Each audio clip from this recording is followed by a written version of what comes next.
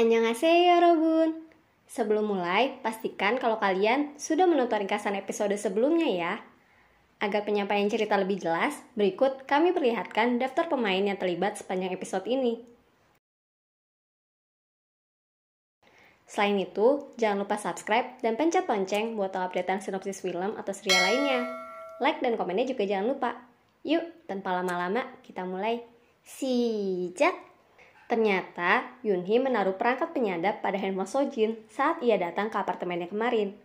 Sebab itulah, ia tahu kondisi suara Sojin dan keinginannya untuk mencari seorang soprano bayangan. Sojin terkejut.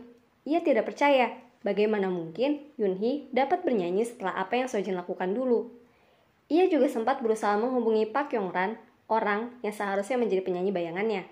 Tetapi panggilan tersebut tidak dapat tersambung. Yoonhee pun menegaskan bahwa semua ini baru permulaan. Ia akan merebut kembali apa yang semula menjadi miliknya. Dimulai dari suaranya, lalu Yoonchol, dan terakhir tempatnya. Semenjak kejadian tersebut, Sojin jadi sangat sensitif.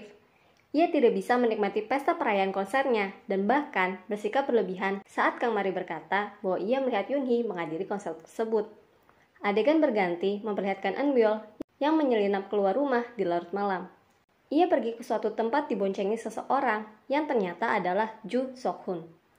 Keduanya ternyata terlibat kesepakatan untuk menggagalkan pernikahan Dante dan Sojin di luar sepengetahuan Sok-yong. Seperti di musim pertama, Eunbyul masih menyukai Sok-hun dan mencoba mendekatinya. Sok-hun menolak. Sepertinya sih masih belum bisa move on dari Rona. Walaupun ia mengelak saat Eunbyul bertanya demikian. Sekretaris Jo melaporkan hasil pengamatannya terhadap Yoonchol dan Yoonhee. Dante pun akhirnya tahu kalau betul kata Kang Mari, Yoonhee menghadiri konser Sojin. Ia pun jadi penasaran, apa sih yang sebenarnya terjadi antara Sojin dan Yoonhee pada hari itu? Sebab ketara sekali kalau Sojin jadi cemas berlebihan sampai-sampai terus menolak perhatian yang Dante berikan. Ia pun meminta sang sekretaris untuk ikut melacak dan melaporkan jika ada hal mencurigakan terjadi di sekitar Sojin. Yoonhee menghadiri acara fansign sekaligus jumpa pers yang Sojin adakan. Ia datang sembari memberikan sebuah map berisi dokumen perjanjian antara Sojin dengan Park Yong-ran. Ia juga menggiring para hadirin dan wartawan untuk membuat Sojin bernyanyi. Tampaknya Yoonhee sengaja menggertak Sojin di depan umum agar paham kalau ucapannya kemarin bukanlah main-main. Otomatis, Sojin merasa terintimidasi. Tak berhenti di sana, Yoonhee juga menghadiri pesta perayaan konser Sojin bersama teman-teman SMA-nya. Pesta yang seharusnya berpusat pada Sojin dan membuatnya senang, malah jadi membuatnya terintimidasi dan terasingkan. Orang-orang berkata bahwa nyanyian Sojin di konser kemarin mengingatkan mereka dengan penampilan Yoonhee di acara festival Chong'a dulu. Dan makin geram saat Yoonhee membahas pernikahannya dengan Yoonchol. Saking sudah tidak tahan memendam amarahnya, Sojin sampai mengambil sebilah pisau dan berniat menikam Yoonhee, walau akhirnya tidak benar-benar ia lakukan. Di sisi lain, Dante, Kyujin, Mari, dan Yoonchol tengah asik main poker nih. Sepanjang babak permainan, terjadi persaingan sengit antara Ju Dante dan Yoonchol. Dante, yang awalnya sudah percaya diri atas kemenangannya, harus menelan pahit kekalahannya dari Yoonchol. Kekalahannya ini membuat Dante geram. Wah, kayaknya sejauh ini Yoonchol dan Yoonhee sukses membuat Dante dan Sojin tidak berkutik ya. Sojin mengkonfrontasi Yoonhee selepas pesta. Ia bertanya apa yang Yoonhee inginkan darinya agar rahasianya tetap aman dan jawaban Yoonhee malah membuatnya terbelalak. Ia menyuruh Sojin pensiun dari karirnya dan mengumumkan keputusan tersebut di depan media. Sojin menolak dengan alasan menyanyi adalah hidupnya. Kehabisan kata-kata, Sojin akhirnya malah menyinggung Rona untuk memancing balik amarah Yoonhee. Yoonhee pun kembali menggertak. Ia berkata bahwa Eunbyul termasuk dalam rencananya, yang tentunya membuat Sojin marah-marah tidak terima. Diam-diam, perbincangan ini didengarkan oleh sekretaris Jo. Dante sengaja menjebak sekretaris Do untuk mengetahui permasalahan Sojin. Ia bersikap seolah-olah sudah tahu dan memarahi kelalaian sekretaris Do agar ia bicara terus terang. Strategi Dante pun berhasil. Sekretaris Do menceritakan duduk permasalahan secara jujur. Namun mendengarnya, Dante malah tertawa takjub. Ia kelihatan senang. Rahasia Sojin tersebut dapat digunakan untuk menjinakkannya. Dante juga berhasil mendapatkan bukti perjanjian antara Sojin dengan Park Yong-ran dari sekretaris Do. Gara-gara ucapan Sojin tadi, Yunhee jadi kepikiran Rona. Kita pun diperlihatkan kilas balik perbincangan terakhir Yunhee dan Rona di Amerika. Yunhee memberitahu Rona perihal rencana kepulangannya ke Korea, yang langsung Rona coba hentikan. Untuk apa? Sang ibu kan terbukti tidak membunuh Suryon. Sampai akhirnya Yunhee menceritakan kenyataan pahit yang ia sembunyikan, bahwa sebenarnya ialah pembunuh Min Sola. Rona terguncang sekali mendengarnya. Ia merasa turut bertanggung jawab atas kasus kematian tersebut. Gara-gara rengekannya untuk masuk ke sekolah musik Chong-ah, Min Sola mati di tangan ibunya. Rona pun meninggalkan Yunhee dan keduanya tidak berkomunikasi lagi hingga sekarang. Sebelum kepulangannya ke Korea, Yunhee terlihat memohon pada Logan agar ia berjanji tidak akan membiarkan Rona pulang ke Korea. Namun ternyata Logan tidak menepati janjinya. Rona pulang ke Korea dan bahkan mendatangi Sojin. Ia menyatakan keinginannya untuk dapat kembali bersekolah di Chong-ah. Sojin tentunya langsung menolak. Namun ia tidak bisa berkutik saat Rona menyodorkan sertifikat kemenangan perlombaan internasional yang ia menangkan. Secara peraturan, murid dengan spesifikasi tersebut layak diterima. Ia pun meminta Maduki untuk bersekongkol menyingkirkan Rona. Bagaimanapun juga, Rona tidak boleh kembali ke sekolah binaannya. Saat Seokyeong dan Eunbyul CS tengah merundung Jennie, Rona datang. Kedatangannya ini sontak membuat semua orang terkejut.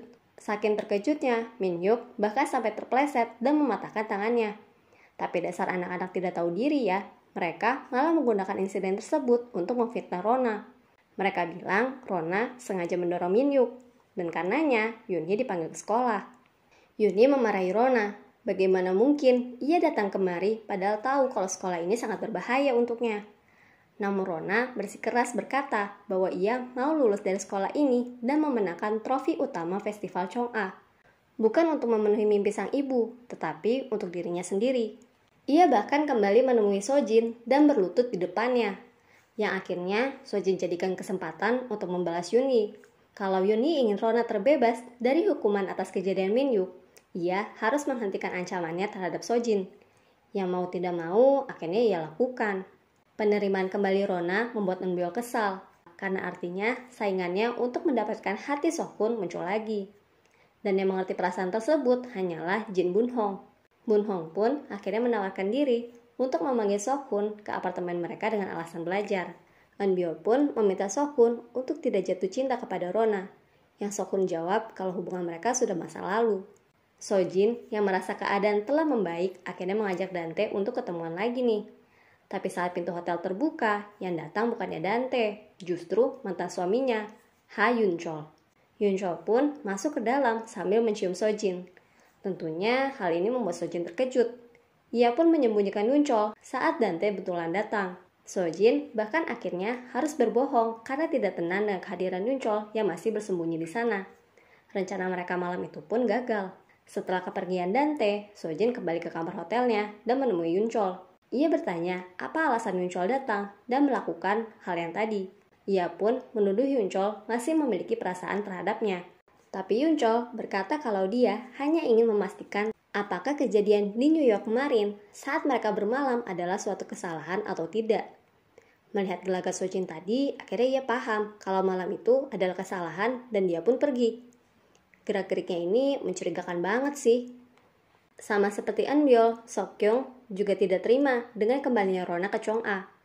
Ia tidak sudi orang yang membunuh Suryon dan anaknya kembali ke sana. Ia bahkan sengaja mencoret-coret pintu unit apartemen Yunhee dan meluapkan kekesalannya tersebut pada Dante. Seokyeong dan Dante akhirnya membuat perjanjian. Kalau Seokyeong berhasil memenangkan trofi festival Chong-ah, ia meminta Dante agar bisa membiarkannya pindah dan hidup sendiri. Paginya, Rona datang ke Hera Palace. Yunchol ternyata mengundang Rona untuk datang dan tinggal bersama. Sikapnya pada Rona juga manis banget, seolah mengisi kekosongan sosok ayah yang selama ini Rona tidak miliki. Yunchol juga memberikan sebuah kalung sebagai hadiah kedatangan Rona. Kita pun akhirnya diperlihatkan kilas balik obrolan Rona dengan Logan. Rupanya, kembalinya Rona ke Chong-ah adalah untuk mewujudkan keinginan Soa lulus dan memenangkan trofi festival Chong-ah. Setelahnya, ia bahkan berniat untuk berhenti bernyanyi. Esoknya, sebuah artikel menggambarkan Dante dan Sojin. Artikel berisi foto pertemuan Sojin dengan seorang laki-laki yang sebenarnya adalah Yunchol. Gara-gara artikel ini, tersebar rumor kalau pernikahan Sojin dan Dante terancam batal, sehingga saham perusahaan Dante mengalami kerugian. Tapi Sojin berbohong dengan berkata bahwa laki-laki tersebut hanyalah seorang pria mabuk yang kebetulan lewat. Ia pun buru-buru menemui Yunchol hanya untuk menemui Dante sudah lebih dulu berada di sana. Dante rupanya datang untuk memastikan jika pria dalam artikel tersebut adalah Yunchol. Di luar, Sojin memarahi Dante karena tindakan Dante yang datang menemui Yunchol seolah tidak mempercayainya. Ia pun mengancam, jika sekali lagi Dante mengecewakan Sojin, Sojin akan mempertimbangkan kembali hubungan mereka, baik itu merger perusahaan atau pernikahan mereka. Dante pun ikut naik darah. Ini kali terakhir dirinya dapat bersikap manis. Ternyata Yunchol adalah orang yang membayar reporter Song untuk membuat artikel tersebut. Ia sengaja melakukannya untuk merugikan perusahaan Dante. Tampaknya ini juga merupakan rencana Yunchol untuk memisahkan Dante dengan Sojin. Lalu kita diperlihatkan pertemuan rahasia antara Yuni dengan Jin Bun Hong. Ternyata betul nih, Jin Bun Hong ini bukan karakter biasa. Ia adalah orang suruhan Logan. Ia meminta Yunhee mendekati Ju Dante agar Yunhee menemukan ibu kandung Sokyong. Rencana apa yang akan mereka lakukan masih belum jelas nih. Hari audisi Festival Chong'ah diadakan. Manduki terlihat mencurangi pertandingan dengan mempertandingkan Sokyong dengan Jennie serta Eunbyul dengan Rona atas suruhan Dante. Dante ini sengaja melakukannya agar bisa menyingkirkan Eunbyul sehingga Sokyong bisa menang. Sedangkan di sisi lain, Sokyong dan Eunbyul sudah punya rencana untuk menyingkirkan Rona. Sokyong menyiram Rona dengan seember air cat merah. Jennie kemudian membawa Rona ke kamar mandi untuk bersih-bersih. Bilangnya sih mau membantu, tapi ternyata ia malah sengaja merendam baju Rona. Mereka pun dikunci dari luar oleh Eunbyul dan Sokyong. Saat Rona meminta tolong, Jennie berkata bahwa apa yang ia lakukan percuma. Saat ini mereka tengah dirundung. Untungnya seseorang memecahkan pintu toilet dan keduanya pun berhasil keluar. Tapi sayang sekali nih, kedatangan Rona bertepatan sekali dengan berakhirnya waktu audisi. Sojin sudah memutuskan bahwa Sokyong dan Eunbyul otomatis lolos audisi karena Rona dan Jennie tidak muncul. Rona tidak terima, ia pun menjelaskan bahwa Sokyong dan Eunbyul sengaja menguncinya di kamar mandi. Sayangnya, Jennie malah berkhianat dan memberikan pernyataan palsu. Ia berkata bahwa Rona sengaja membuat dirinya seolah-olah dijebak karena khawatir tidak dapat mengalahkan mereka. Usut punya usut, ia melakukannya karena Sokyong dan Eunbyul berjanji akan berhenti merundungnya jika Jennie berlaku demikian. Rona mempertanyakan sikap Jennie setelahnya. Jennie pun menjawab bahwa ia punya hak untuk bersikap demikian kepada Rona. Ia mengalami perundungan selama setahun karenanya. Jennie kelihatannya sudah putus asa sekali nih sampai melakukan hal ini. Perbincangan tersebut didengar oleh Yuni. Yuni pun mendatangi Rona dan berkata bahwa ia membutuhkan bantuan sang ibu, sekalipun ia tahu Rona sangat membencinya. Gara-gara masalah ini, Sojin mengadakan sidang komite pendisiplinan. Dalam sidang ini, Rona mengungkap jika perundungnya adalah Sokyong, Minhyuk, dan Eunbyul. Namun orang-orang Heraklab tentunya tidak percaya dan menyangkal. Melihat Sojin dan pihak sekolah yang tidak mau mengungkap kebenaran, membuat Yunhee mengancam bahwa ia akan mengajukan keluhan tersebut pada dinas pendidikan atas masalah ini. Di tengah kegaduhan tersebut, Jennie datang dan mengungkapkan kebenaran. Ia bersaksi bahwa Rona bukanlah pembuli, tetapi Sokyong, Eunbyul, dan Minhyuk ialah orang yang mereka bully. Jennie juga memperlihatkan kerontokan rambut parah yang ia alami. Kerontokan yang disebabkan stres berlebih akibat perundungan yang setahun ini ia alami. Jennie juga memberikan flash disk berisi adegan saat Rona disiram, dan video ini telah dikirim ke dinas pendidikan sebagai bukti kekerasan sekolah. Ternyata Jennie akhirnya berkata jujur setelah mendengar percakapan Eunbyul, Sokyong, dan Minhyuk. Kalau sekalipun ia mengikuti festival, Jennie sudah pasti tidak akan menang. Emosinya makin memuncak saat mereka ikut menghina sang ibu, dan di sanalah Yunhee datang sambil menawarkan bantuan. Scene berganti memperlihatkan adegan saat Kang Mari memasuki unit apartemen Lee Kyujin. Ia mengambil paksa handphone Minhyuk dan menemukan video-video perundungan Jennie. Bukannya meminta maaf, Go Sang-ah dan Lee Kyujin malah berusaha menenangkan Mari dan meminta agar Mari memakluminya. Tapi mana mungkin bisa. Akhirnya, ia menghajar Kyujin dan Kyujin kelihatan geram sekali dengan tingkah Mari tersebut. Kang Mari juga mendatangi penthouse dan menghajar Seokyeong. Ia juga mengakhiri kontraknya dengan Judante. Dan terakhir, ia datang meminta maaf kepada Yuni. Kang Mari merasa bahwa ia tengah dihukum atas perbuatannya pada Rona di season pertama dulu. Yuni pun menghibur dan menguatkannya. Berhubung dalam video bukti perundungan tersebut hanya terlihat sosok Seokyeong, semua kesalahan dilimpahkan kepadanya. Sojin bahkan akhirnya memutuskan untuk mengeliminasi Seokyeong dari perlombaan dan kembali memasukkan Jennie serta Rona untuk meredam masalah.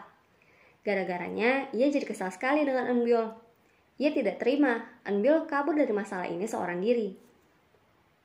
Rona menghampiri Seokhoon saat ia sedang berlatih. Kemudian memberikan sebuah name tag bertuliskan namanya. Ternyata orang yang mengeluarkan Rona dari toilet adalah Seokhoon. Rona pun berkata bahwa ia memikirkan Seokhoon sepanjang waktu dan bertanya apa Seokhoon juga demikian. Namun Seokhoon diam saja. Perbincangan ini diam-diam juga diperhatikan oleh Eunbyul. Eunbyul tidak sengaja menjatuhkan handphonenya dan Seokyeong mengambilnya. Rencananya sih Seokyeong ingin cari tahu siapa pacar Eunbyul untuk membalasnya.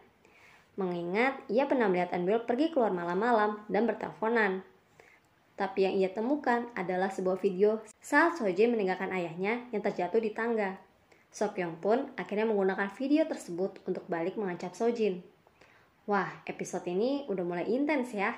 Kita diperlihatkan hubungan para anggota Hera Club yang terpecah serta persaingan antara keempat anak perempuan Hera Club untuk mendapatkan trofi Festival Chong'ah. Saksikan ringkasan episode selanjutnya ya. Annyeong!